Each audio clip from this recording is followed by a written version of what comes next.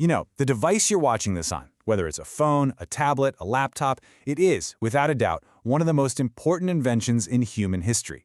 But how did we get here?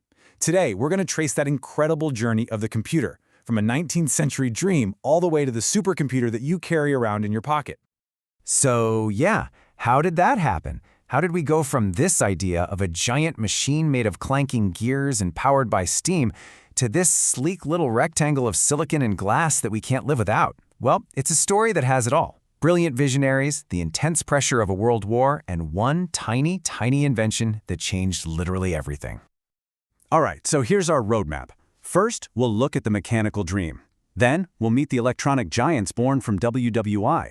After that, we'll see the silicon spark that lit the fuse, witness the personal revolution, and finally, land in our connected world. Let's dive in. Okay, so our story doesn't start where you might think. We're not talking electricity or silicon chips yet. Nope, we're going back to Victorian England, a time of gears, steam, and one incredibly brilliant and kind of eccentric mind. This is Charles Babbage. Now, back in the 1830s, Babbage was absolutely obsessed with something: human error. He kept finding mistakes in mathematical tables, and it drove him nuts. So he came up with a solution.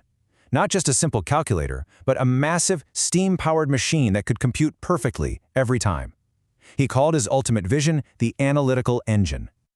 And here is what is just mind-blowing. His design from the 1830s had all the basic parts of a modern computer. What he called the mill, that's basically our central processing unit, the CPU. His store, that's what we call memory, or RAM. And get this, he planned to feed it instructions using punched cards. That is, for all intents and purposes, the very first concept of software. He designed a programmable computer a full 100 years before anyone could actually build it. Babbage's dream was just way too ahead of its time. For the world to catch up, it was going to take another century and, well, a massive global crisis. So let's jump forward to World War II. All of a sudden, the need for super-fast calculation wasn't just a fun idea. It was a matter of life and death.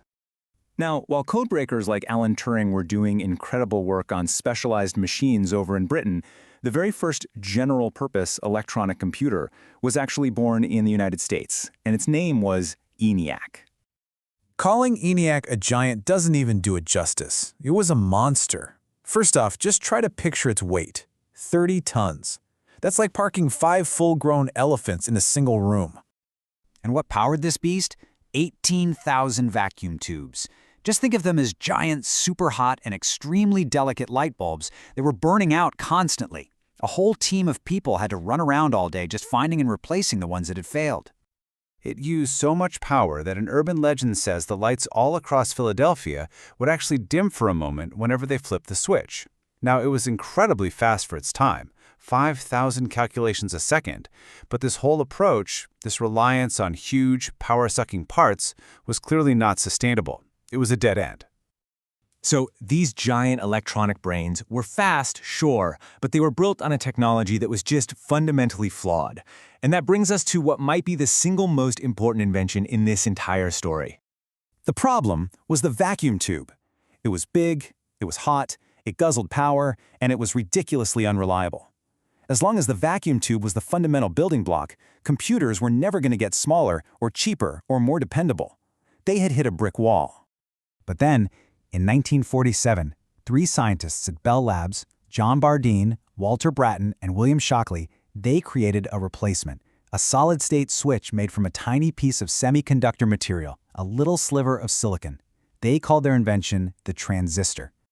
The transistor could do everything a vacuum tube did, but it was tiny, it ran cool, and it was incredibly reliable. It used almost no power. This wasn't just a small improvement. This was a complete revolution.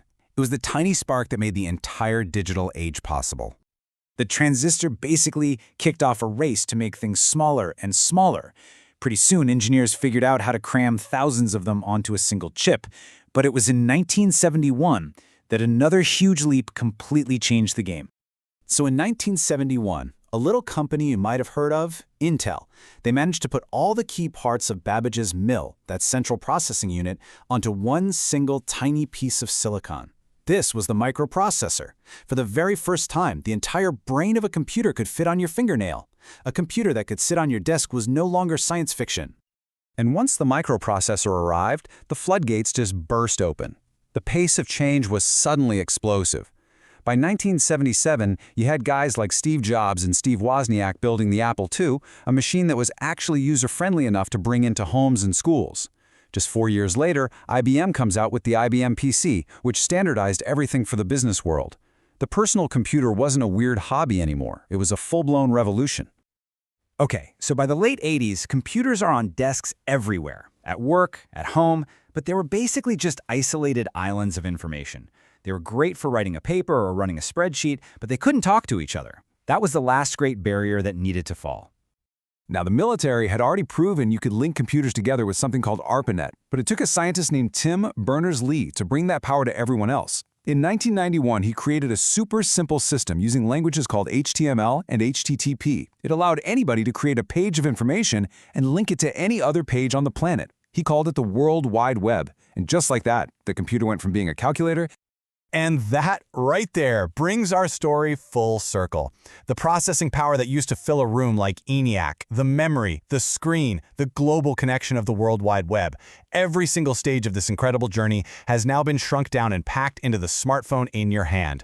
Babbage's mechanical dream was realized in a way he could never have possibly imagined. So we've conquered size. We've conquered distance. That journey from a room to our pocket, it's done. Which leaves us with one big question. What's next? What's the next great barrier for the computer to break?